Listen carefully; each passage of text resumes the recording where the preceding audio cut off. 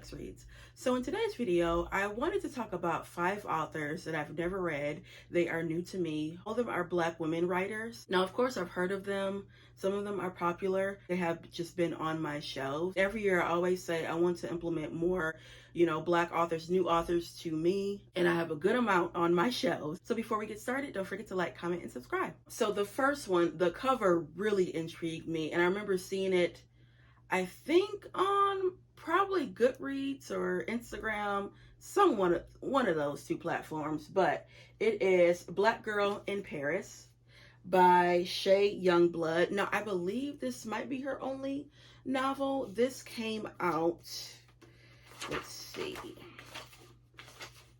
this came out in 2000, and first of all, like I said, the cover intrigued me, but then when I read the synopsis, I was like, I think this is going to be up my alley. The protagonist in the story, she is a writer, and she wants to immerse herself just like the great writers did and move to Paris. So Baldwin and Langston. I love books that have like writers in them, or like talking about the craft of writing with a fictional character. For some reason, I really do like that. Again, with that element, and then this cover. Y'all look at this cover. Now, I got this from a library sale. That's why it's kind of like beat up and tattered. And you know what? Actually, this is not her first novel, because it says praises for Shay's first novel, Soul Kiss. I'm going to have to look her up. Next is Through the Iron Gate by Rita Dove. Now, I did not know that Rita Dove had a full-length novel. Rita Dove, this is her. Such a nice looking lady. She is a poet. And I have a collection of I have one collection of her poetry. Now, y'all know, poetry, it don't really do anything for me. I always say I want to get into poetry, and girl, I got maybe about 3 to 5 poets that I like, but that's just one genre that I do not gravitate towards. And I have read Rita Dove's poetry, and for the most part, I do like it, but poetry just don't lift my hand. But when I saw that she had a full-length novel, I was like, oh yeah, I have to get it. And this is set during the end of the Vietnam War. You have the young protagonist. She wants to go into the entertainment business. And you see, I guess, the woes and everything that goes along with it. But then her school that she grew up in, they asked her to come back to put on a play or something like that, and yeah. But there is some secrets and lies that come along with it. You guys know how much I love secrets and lies, because that's where the drama and TV. So it sounds like an interesting story, and I don't hear people talk about this book. Next is Small Island by Andrea Levy. Now, I tried to read this, you guys, and it wasn't because it wasn't good. I learned that I'm a mood reader, and I was not in a mood for this story. I believe this is like a historical fiction novel. As you can see, I tabbed it. And the reason why I wanted to read this is one of her well-known books. It was a winner of the Orange Prize, which the Orange Prize is the women's prize or whatever. They just changed the name. So it was a big deal. Also, there is a limited series of this that I really wanted to see, because you have a young Black man, and it's doing like World War II. He gets married.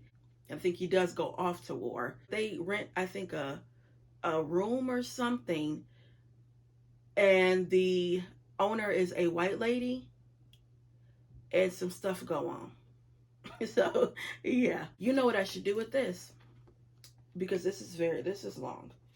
This is like 500 and some pages. I should probably have the audiobook with this, because I do want to read this. Okay. All right. Next is Tia Williams, A Love Song for Ricky Wilde. Now, I got this book because it has some elements of the Harlem Renaissance, and y'all know how I feel about the Harlem Renaissance. Then also, you guys know last year I was on a romance kick, okay? And she's like known for the romance, okay? It's like every time when you mention Black romance now, it's either Tia Williams, Jasmine Guillory, and Kennedy Ryan. Now, I'm kind of debating, should I start with 7 Days in June? Then I did see one of her books turn into a movie, The Perfect Find, which I know a lot of people was like, that movie that the book was better than the movie. It liked the storyline. So I don't know. It's like, should I start with this or should I start with 7 Days in June? You guys let me know, or any of her other books. And then lastly, oh Lord, this is a chunker, but it has gotten heavy praises. The Love Songs of W. Du Bois by Honore Jeffers. Y'all look at how big this is. This is also in my little prompt jar to read. Man, which I've read books of this capacity, you know what I mean? But it's just so daunting when you look at it. But I have a feeling this is going to be good, y'all, because again, like I said, all the praises, people talked highly about this book. It was an Oprah Book Club pick in 2021, even though that doesn't really mean anything to me, because sometimes I don't really like Oprah's book club picks, no shade, but I was excited to see that it was a Black woman that she did pick. So this looks like it's going to be what, like a family saga? Yeah, I'm here for it. I am here for it. And I only paid $9.95 for this book because I got it, I think it was, I got it at a used bookstore. But yeah, if you guys have read this, tell me if you liked it or not. But yeah, guys, that is it. Again, these were 5 authors that I have never read before and 5 books I never read before. Some pretty good picks. They are. It's like people that you know and then people that you don't know, which you guys know I always love to incorporate both of those elements, especially people that you don't know, because I tend to find that those are the hidden gem. And if you guys have read any of them, please let me know if you like them. So yeah, guys, that is it. I'll be back with more Black books. Bye.